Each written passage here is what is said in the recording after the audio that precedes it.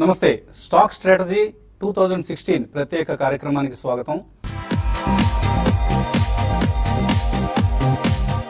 2016పై stock markets లో ఎటువంటి అంచనాలు ఉన్నాయి, ఎటువంటి వ్యూహాలతో పోర్ట్ఫోలియోస్ తయారు చేసుకోవాలి, మల్టీ బ్యాగర్ ఐడియాస్, ఇలా అన్ని అంశాలపై విశ్లేషణ అందించేందుకు అనలిస్ట్, మార్కెట్ ఎక్స్పర్ట్ సిద్ధంగా ఉన్నారు. ముందుగా జగన్నాథన్ గారు, బ్యాంకింగ్ ఈ ఇయర్ లో మనం చూస్తే బ్యాంకింగ్ సంబంధించి షాక్స్ తగిలాయి.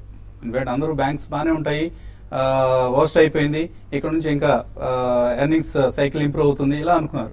బట్ ఒకసారిగా చూస్తే ఎస్పెషల్లీ ఈ మధ్య ఆర్బీఐ విడుదల చేసిన రిపోర్ట్, ఫైనాన్షియల్ స్టెబిలిటీ రిపోర్ట్ చూస్తే కూడా మనకు మ్యాక్రో ఎకనామిక్ కండిషన్స్ ఇంప్రూవ్ అయితే బ్యాంక్స్ జీఎన్పీఏ నిష్పత్తి సెప్టెంబర్ 2016 కి 5.4% పెరుగుతుంది, వర్స్ట్ కేసులో 6.9% పెరుగుతుంది అంటున్నారు. సో ఎలా బ్యాంక్స్ అసలు ఈ టైంలో ఏం చేయాలంటే అది పబ్లికా ప్రైవేటా అన్న తేడా కూడా ఈ మధ్య కనపట్లేదు.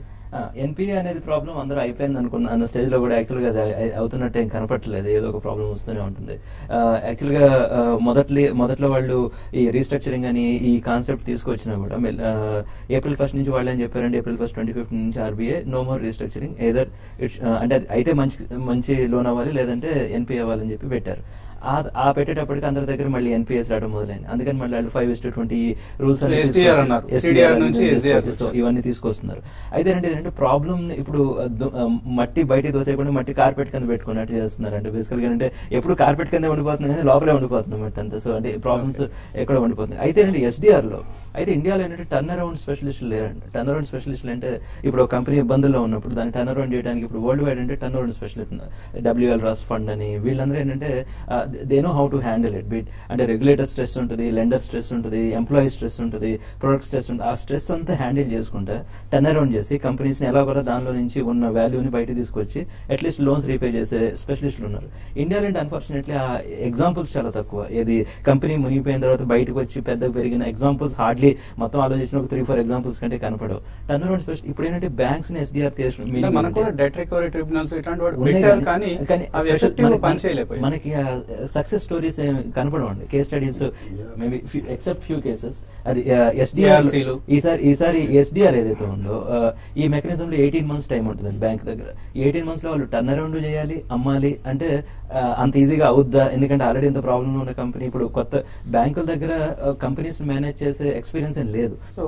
ఇన్ఫాక్ట్ మనం సెన్సెక్స్ తీసుకున్న నిఫ్టీ తీసుకున్నా కూడా almost 35 to 40% financial banking and financial service సంబంధించిన స్టాక్స్ తో నిండిపోయి ఉన్నాయి ఇప్పుడున్న పరిస్థితుల్లో.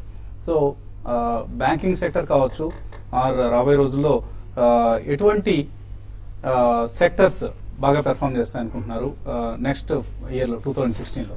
ఒక్కటి జగన్నాథంగా చెప్పిన దానికి ఒక్కటి యాడ్ చేస్తాను. అబ్సల్యూట్లీ కరెక్ట్ చెప్పారు. టర్న్ అరౌండ్ స్పెషలిస్ట్ అనేది ఇండియాలో అది ఒక స్పెషలైజ్డ్ జాబ్ అనమాట, ఎవరు లేరు అనమాట. అందుకని ఒక ఎగ్జాంపుల్ తీసుకుని మీకు చెప్పాను. ఎడిల్ వైజ్ ఏదైతే భారతీయ షిప్ యార్డ్ని ఏఆర్సీ కింద తీసుకుందో they are trying to turn it around. సక్సెస్ఫుల్గా చేయగలిగారా? It will be a landmark example అనమాట. ఎందుకంటే దాదాపు డిమినిష్ అయిపోయిన మార్కెట్ రిటర్న్ అనమాట ఇంప్రూవ్ చేసుకుని కంపెనీని బ్రేక్ ఈవెన్కి తీసుకొచ్చి రన్ చేయగలిగితేనమాట. ఎందుకంటే మోర్ అండ్ మోర్ ఎస్డిఆర్స్ ఖచ్చితంగా అవుతాయండి. ఎందుకంటే 2016లో ఎందుకంటే ద వే అనమాట రఘురామ్ రాజన్ గారు ప్రెషర్ పెడుతుంది బ్యాంక్స్లోనమాట, మీరు బుక్స్ క్లీన్ చేసుకోవాలి లేకపోతే కష్టం అని చెప్పేసి అని అంటున్నారు. డెఫినెట్లీ నేను అనుకోవటం NPS will be the prime example అనమాట. బట్ ఏ బ్యాంక్ తొందరగా రిఫార్మ్ చేసుకుంటుంది పిఎస్యూస్లో అక్కడ ఆపర్చునిటీ ఉంటుంది. ఎందుకంటే ప్రైవేట్ బ్యాంక్స్లో మీకు already by and large NPA problem అంతా ఇది లేదనమాట. మీకు యాక్సిస్ అవనండి లేకపోతే ఇటు హెచ్డిఎఫ్సి అవనండి ఇట్లా ఈ బ్యాంక్స్ అన్నిట్లో కూడా. అండ్ గవర్నమెంట్ రన్ బ్యాంక్స్లో ఆపర్చునిటీ ఉంది డెఫినెట్లీ, లైక్ ఐడిబిఐ ఉంది. ఇప్పుడు ఈక్విటీ ఇష్యూ చేస్తామని అంటున్నారు, డైల్యూట్ చేసుకున్నాను అనమాట సెంట్రల్ గవర్నమెంట్. అట్లా చేసుకున్న చోట సక్సెస్ఫుల్గా చేయగలిగి దాన్ని టర్న్ అరౌండ్ స్టోరీ చేస్తే maybe IDBI can become a success story రేపు అనమాట. బ్యాంక్ కింద ఇంకా సక్సెస్ఫుల్గా అనమాట వన్స్ ఈ డైల్యూషన్ అయిన తర్వాత. ఐడిఎఫ్సి మనం చూసాం, ఇన్ఫ్రా సెపరేట్ చేశారు, బ్యాంక్ కింద చేశారు, అండర్ పెర్ఫార్మ్ చేసింది. ఎందుకంటే ప్రిడామినెంట్లీ ఇన్ఫ్రా లోన్స్ ఉన్నాయి కాబట్టి కపుల్ ఆఫ్ సెక్టార్స్ టర్న్ అరౌండ్ని బట్టే బ్యాంక్ సక్సెస్ కూడా ఉంది. లైక్ ఇన్ఫ్రాస్ట్రక్చర్ కానీ పవర్ కానీ వీటన్నిటిలో బాటిల్ నెక్స్ పోయి ఆ సెక్టర్స్ ముందుకు వెళ్ళగలిగితే రోబస్ట్ గా డెఫినెట్లీ బ్యాంక్స్ అన్ని కూడా బయటపడతాయి అండ్ బ్యాంక్స్ కూడా ఆపర్చునిటీ వస్తుంది. అప్పుడు ఇన్ఫ్రాస్ట్రక్చర్ నుంచి మనం నిన్న కూడా చూసాం, అరుణ్ జైట్లీ గారు చెప్పారు కొత్తగా ఇన్ఫ్రా ఫండ్ ఒక దాన్ని ఏర్పాటు చేస్తున్నాం 40,000 crores అని చెప్పేసి.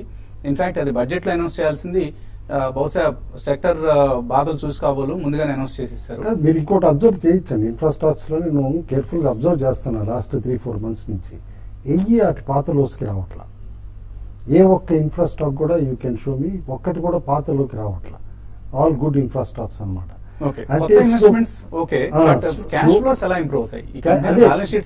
Cash flows improvement the moment government spending అనమాట. సెంట్రల్ గవర్నమెంట్ స్పెండింగ్ పెరిగి లైక్ NHA ఏదైతే కనుక రూల్స్ ఫ్లెక్సిబుల్ చేసి అనమాట, గడ్కరీ మినిస్ట్రీ అనమాట రోబస్ట్ గా చేస్తున్నారు అక్కడ రోడ్ డెవలప్మెంట్ కానీ ఇవన్నీ.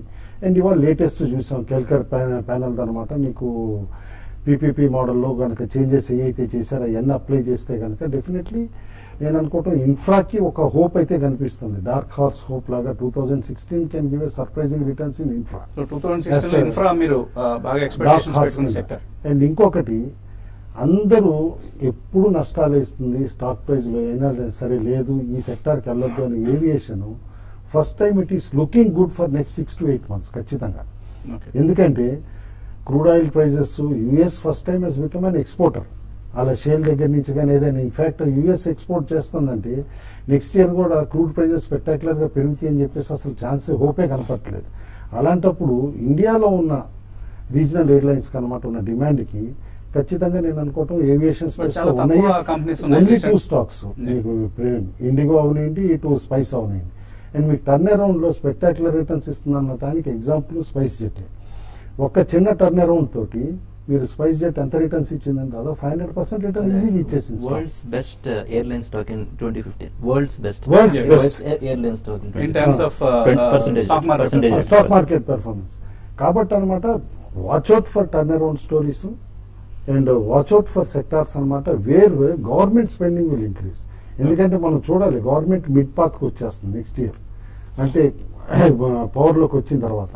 కాబట్టి డిఫెన్స్ స్పేస్ కూడా చూడమంటాను. అగ్రెసివ్గా ఏదైతే కనుక మొన్న మనోహర్ పారికర్ గారు అనౌన్స్ చేసింది డిఫెన్స్ ప్రొక్యూర్మెంట్ పాలసీ ఉందో ఆ తర్వాత మీరు అబ్జర్వ్ చేస్తే చిన్న స్టాక్స్ చాలా వరకు జెన్ టెక్నాలజీస్ అవనండి, అటు నిల్కో అవనండి, ఇటు పిపావా అవనండి. Pipavav maybe for other reasons అనమాట, ఈవెన్ ఓపెన్ ఆఫర్ రీజన్స్ ఇవన్నీ కూడా పెడితే ప్రతిదీ కూడా మూమెంట్ వచ్చింది last 1.5-2 months. And once actual policy in place ఉంటే డిఫెన్స్ ప్రొక్యూర్మెంట్ పాలసీని అనమాట defence stocks can give attractive returns.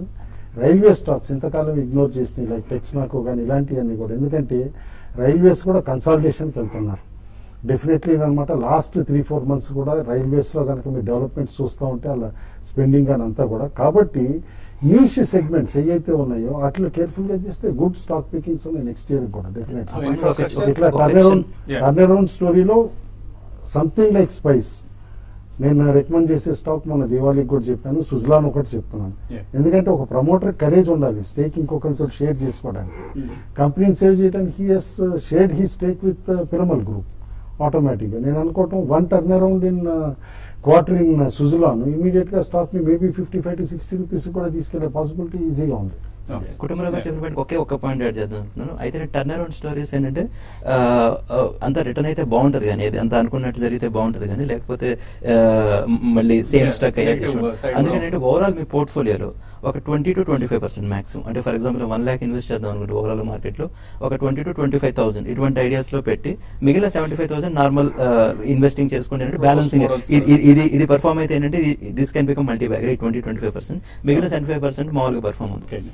ఒక ఎగ్జాంపుల్ కూడా యాడ్ చేస్తాను నేను వసంత్ గారు, అందులో ఆయన చెప్పిన దాంట్లో క్లియర్లీ సంవత్సరంలో మనం వీకెండ్ షో అవనండి ఇటు అయితే నేను న్యూస్ పేపర్స్కి రాసే స్టాక్స్లో అవనండి రికమెండేషన్ చూస్తే 120 to 130 స్టాక్స్ ఉంటాయి. అందులో ఫెయిల్ అయిన stocks from investor point of view చాలా వరకు బిలో 50 rupees.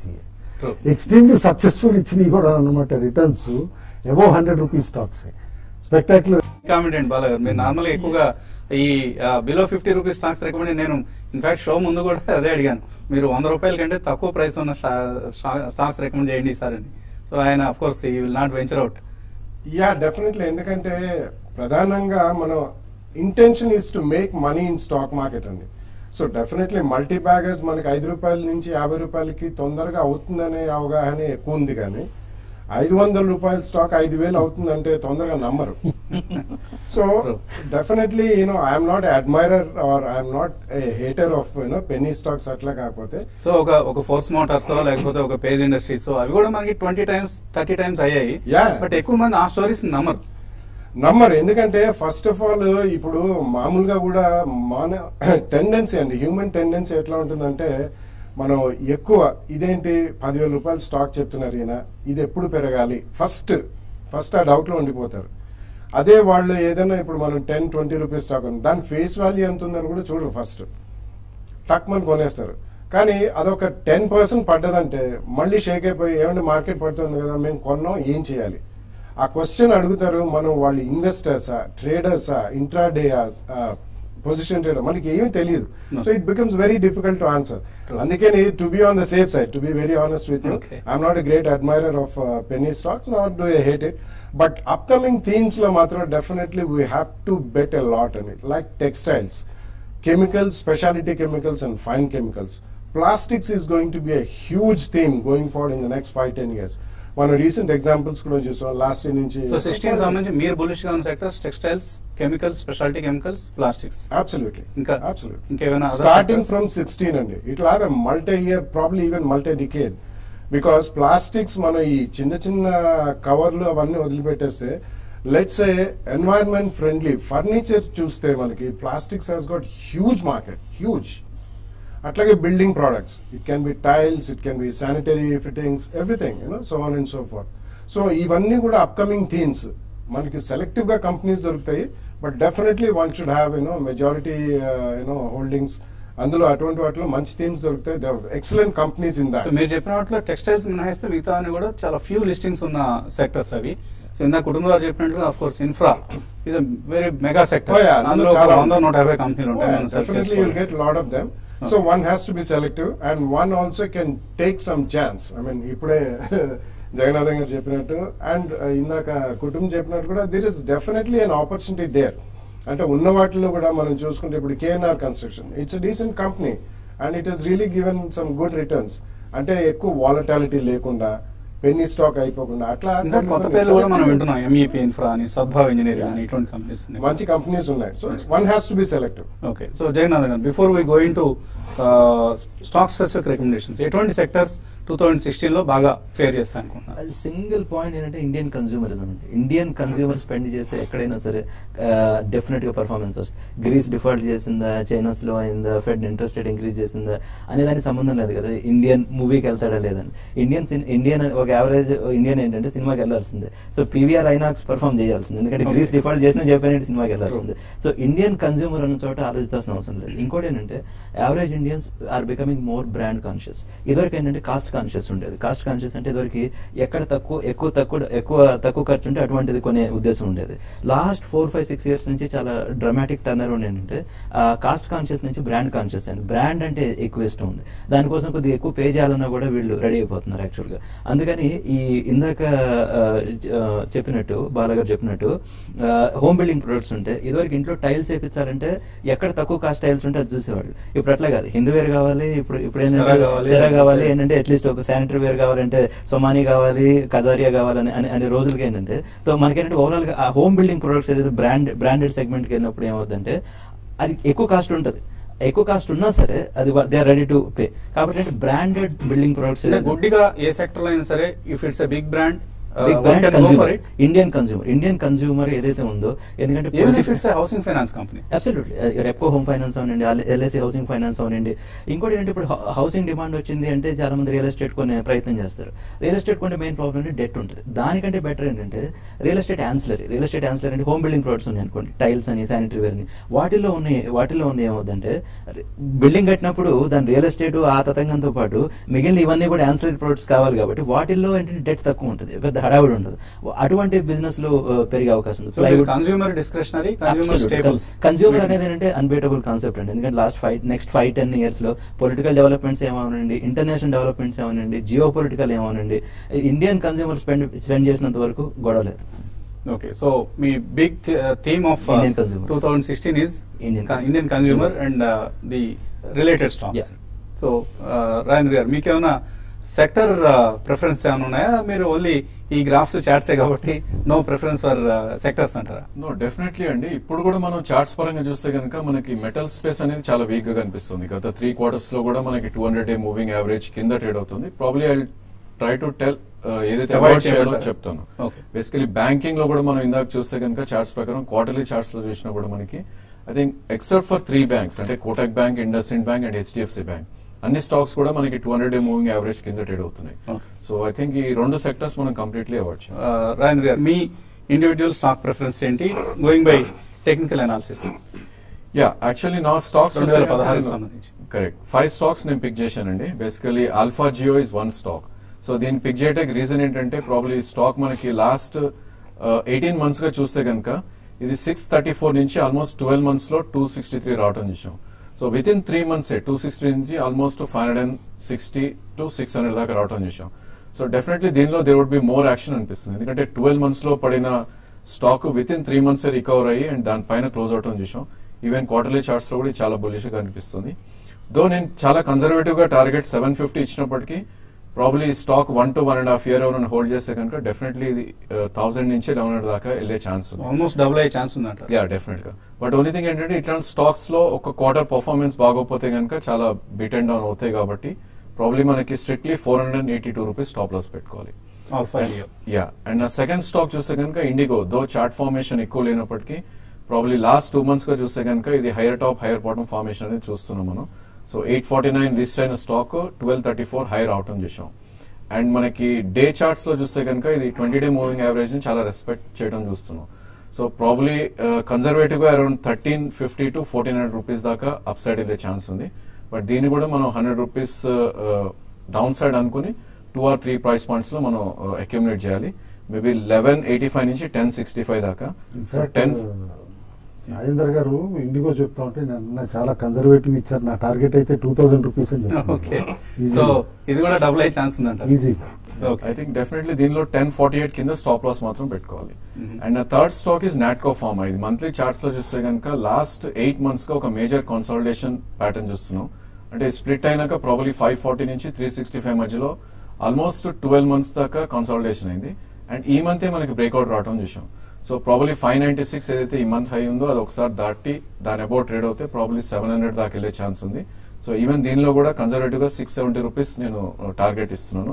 అదేవిధంగా 512 క్లోజింగ్ బేసిస్ లో దీన్ని స్టాప్ లాస్ పెట్టుకోవాలి. అండ్ నా fourth stock is Reliance infra. Probably ఇది మనం చూస్తే కనుక ఆల్మోస్ట్ 890 నుంచి మనకి 281 విత్ ఇన్ 12 months కరెక్ట్ అవటం చూసాం. అండ్ విత్ ఇన్ 3 months ఈ స్టాక్ 280 నుంచి ఆల్మోస్ట్ 500 అంటే దగ్గర డబుల్ అవటం చూసాం స్టాక్ ని. వెరాజ్ ఇన్ఫ్రా ఇండెక్స్ చార్ట్ చూస్తే కనుక నాట్ ఈవెన్ 3%, 4% పెరగలేదు మనకి లోస్ నుంచి. బట్ ఈ స్టాక్ ఆల్రెడీ డబుల్ అయింది. సో దీనిలో చాలా ఎక్కువ యాక్షన్ ఉన్నట్టు అనిపిస్తుంది. సో ఈ stock I think 6 months to 9 months hold చేస్తే కనుక 560 నుంచి 590 దాకా వెళ్ళే ఛాన్స్ ఉంది. బట్ ఆల్రెడీ ఇంత పెరిగింది కాబట్టి 2 to 3 price points లో అక్యుములేట్ చేయాలి. 495 నుంచి 452 మధ్యలో అక్యుములేట్ చేయాలి. దీనిలో కూడా డెఫినెట్లీ 432 కింద స్టాప్ లాస్ పెట్టుకోవాలి. అండ్ నా fifth stock is probably TV18. ఈ స్టాక్ కనుక చూస్తే కనుక లాస్ట్ 12 quarters గా అంటే ఆల్మోస్ట్ 3 years గా ఒక మేజర్ కన్సాలిడేషన్ ఫేజ్ నుంచి ఈ క్వార్టర్ లోనే మనకి 38.5 ఏదైతే 2013 హై ఉందో దాని అబౌవ్ క్లోజ్ అవటం చూసాం. సో డెఫినెట్లీ ఇక్కడ నుంచి probably I think 2 years, 3 years view తీసుకుంటే కనుక డబ్లర్ లా కనిపిస్తుంది చార్ట్స్ పరంగా. బట్ 6 months to 9 months చూస్తే కనుక 60 to 65 రూపీస్ దాకా వెళ్ళే ఛాన్స్ ఉంది. దీన్ని కూడా 2 to 3 price points లో అక్యుములేట్ చేయమంటాను. 48 నుంచి 42 వరకు. బట్ అగైన్ రిజల్ట్స్ డిసప్పాయింట్ చేస్తే కనుక డెఫినెట్ గా 39 కింద క్లోజింగ్ బేసిస్ లో స్టాప్ లాస్ పెట్టుకోవాలి. Okay. So Alpha Geo, IndiGo, Natco pharma, Reliance infra, TV18 ఇవన్నీ కూడా చార్ట్స్ పరంగా రాజేంద్ర గారు రికమెండ్ చేసిన స్టాక్స్ ఇవి. సో చార్ట్స్ చూసి చెప్తున్న స్టాక్స్ కాబట్టి ఇవి తప్పనిసరిగా స్టాప్ లాస్ తో మీ పొజిషన్స్ ని క్రియేట్ చేసుకోవచ్చు. సో 2016 అందరికీ లాభాలు పంచాలని, శుభాన్ని పంచాలని, సంపదని సృష్టించాలని కోరుకుంటూ మీ అందరి దగ్గర సెలవు తీసుకుంటున్నాం. దీపావళి నాడు రికమెండ్ చేసిన స్టాక్స్ మీరు అబ్జర్వ్ చేస్తానండి, దాదాపు అన్ని కూడా పెర్ఫార్మ్ చేస్తున్నారు. ఇన్వెస్ట్ చేయదలుచుకున్న వాళ్ళు at least majority of the companies లో ఇన్వెస్ట్ చేయాల్సి ఉంటుంది. ఇండియన్స్ ఏంటంటే బ్రాండెడ్ ప్రొడక్ట్స్ కి ఎక్కువ ఇంట్రెస్ట్ చూపిస్తున్నారు కాబట్టి సెంచరీ ప్లైవుడ్ ఒకటి కమాడిటీస్ బేస్డ్ స్టాక్స్, అది కూడా బేస్ మెటల్ బేస్డ్ స్టాక్స్ కూడా కొంచెం పెరిగే అవకాశం ఉంది. అంటే ఇది మల్టీ ఇయర్ కూడా ఉంచుకోవచ్చు అండి, as long as they do well and India is going to build buildings, they will do well.